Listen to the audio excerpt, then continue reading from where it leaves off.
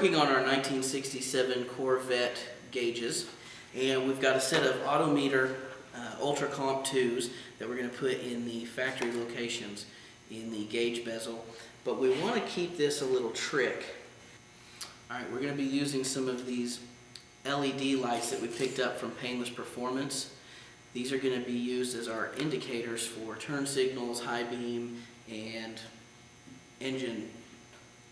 the engine light on the LS1 motor. So what we're going to do is we're going to cover up these holes where the original indicators were. You can see right on the back side, these large sections here. These holes here, we're going to fill each of these with Bondo for our LED light. Alright, first thing we're going to do is tape up the holes for our indicators. We don't want any of the body filler getting out, so you want to make sure you got a nice tight seal. This one here, you got to make sure you cover all three holes.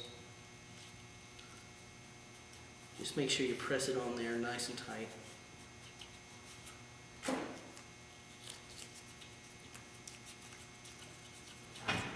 Okay, now we're going to lay it down, and we're going to use a little bit of JB80 from Justoce Brothers. You can use any lubricant. You can go ahead and just squirt the whole thing if you want. The JB80 is going to act as a mold release so that we can pop our little Bondo plugs out. And we use just a shop towel to dry up the excess. Now, we're going to use some body filler. This is Rage Gold. It's tack-free, which means it sands really easy. You can use cheap body filler, Bondo or whatever for this project. And then we have a mixing board, a small spatula, and it's always best to use rubber gloves or vinyl gloves for Bondo work. It just makes cleanup a lot easier. Plus, with this kind of a project, we're working with a real small area. You're more than likely going to end up getting your hands messy.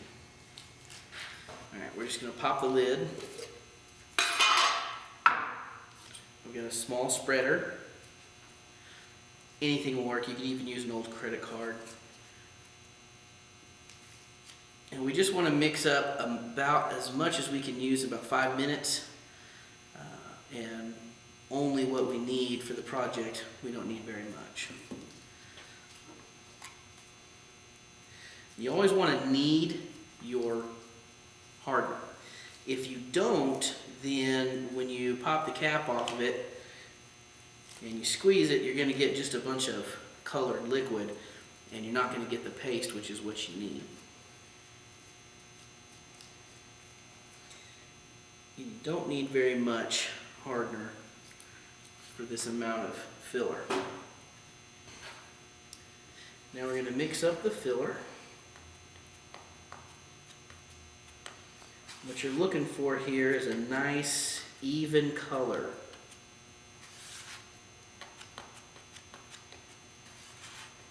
You don't want to have any stripes or fading colors. You want a smooth single color.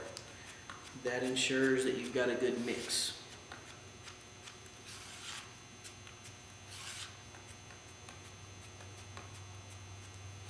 Now, if you're doing this in the summer months when it's warmer outside, you want to use a little less hardener. And if you're doing it during the colder months, you want to use a little more hardener. Body filler is an exothermic reaction, and heat is part of that. So if it's cold, you want to have a little extra hardener. We've got our filler mixed here. This is only going to last about 5 to 10 minutes. And we're going to take our panel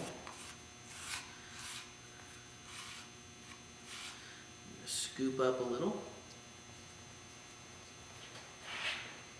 And we're going to drop it in to the hole. Just like that. And we're going to let gravity kind of do the rest. You can push it down there. We'll sand off the back of it so it doesn't really matter what it looks like. You want to make sure you push it in a little bit to make sure you push out all that air. Before you mix more filler, you want to make sure that you scrape your board so that it's nice and clean with no residual. And clean your scraper because it will harden up. Okay, our filler has dried up, so now what we're going to do is take the panel, flip it over. Go ahead and peel off the tape. Lightly tap these.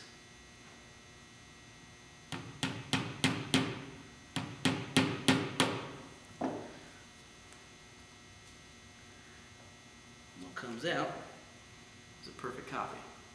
Now the center one is a little tricky because there's actually 3 pieces connecting it. So you just want to tap on one and the other.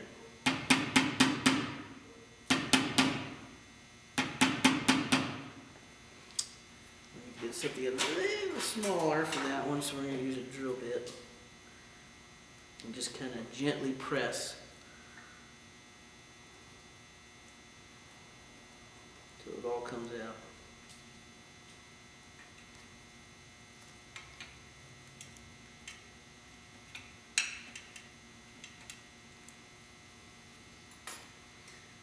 As one piece. And there we have it. So now we have our perfect plugs. Next thing, clean them up and drill. We've already picked out our 1/8 inch drill bit, but before we're going to do that, we want a nice flat surface. So we've got a piece of 80 grit sandpaper.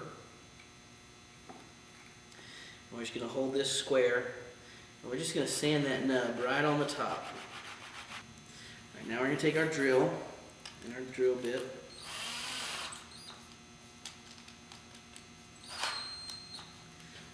And we want to get this centered.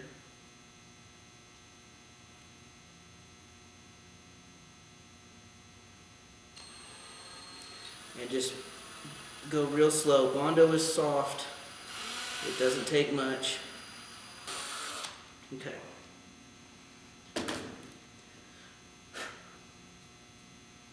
Alright. So there we have it. We take our LED and we're going to check the fit. There's a resistor that is soldered onto the wire right here.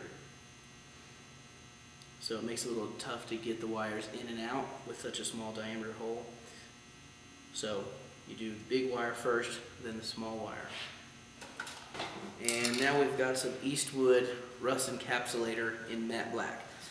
Obviously we don't need anything for rust, we're working with pure body filler here, but I like this color. It's a nice matte finish, it's not glossy, and it's very understated, and it's going to look really good. Now we'll let these dry, and then we'll assemble. These are side specific. The grooves in relation to where the LED is mounted are specific, and if you put it in the wrong side or have it rotated, then the LED light's not going to match up with the hole. So I'm just going to take this, get our grooves, take this, get our grooves matched up, and push it in. Okay, we've got our LEDs installed, and they all look great. So now we're ready to install the gauges. Now these are 5-inch Autometer Cobalt II gauges, and they drop right into the factory bezel. For the smaller gauges, these are 2 1/16 inch gauges, and we need to open up the rest of our gauges.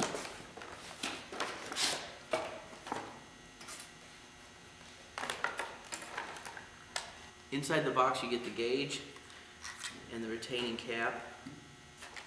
Then you also get the wiring, and most of them come with the senders. But you want to keep the senders in the box until you're ready to install them on the engine. That way you don't lose them. So now what we need to do is figure out where we want to put each of our gauges. We're going to put the fuel gauge and the oil gauge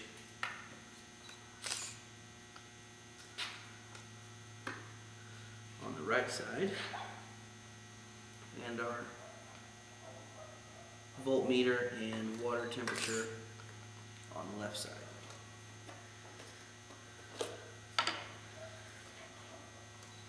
We're going to swap the position here. Alright, now I'm going to turn this around.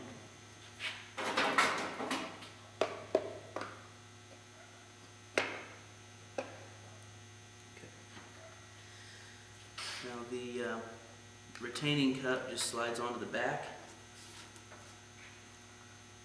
Use a star washer.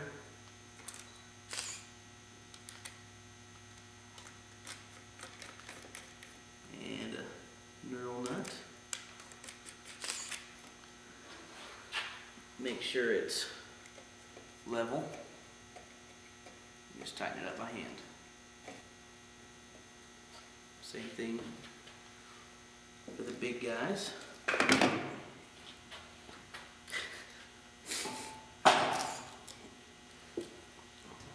Alright, there we go. All we have to do now is put it in the car, wire it up.